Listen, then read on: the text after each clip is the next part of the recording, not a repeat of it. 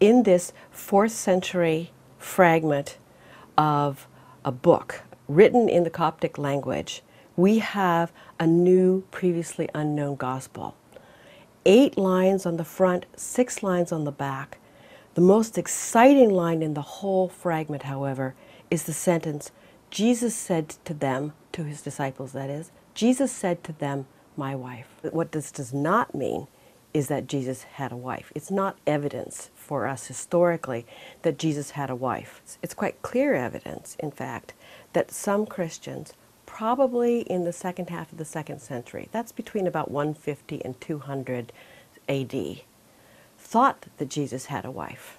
We have, of course, in the last decades, numerous examples of these kinds of things, where they found Jesus' tomb, or they found James's ossuary. So I was extremely skeptical, and without actually too much trouble, I saw how the sentences right in front of what's existing, that is to say, what would be in the missing part that fit with the mother, was very closely related to a particular saying in the Gospel of Thomas.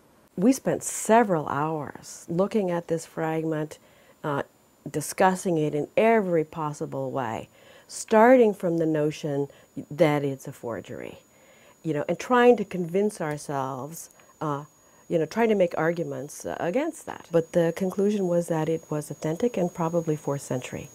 I was very interested in asking a question, when was the first time that we have evidence of that anybody actually said Jesus was not married?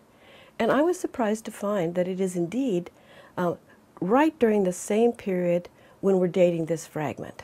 And so what we can see is that it's about 100, 150 years after Jesus died before the question is raised, did Jesus have a wife or not?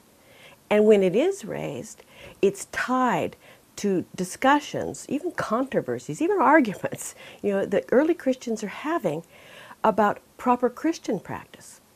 Should Christians marry, or should they be celibate?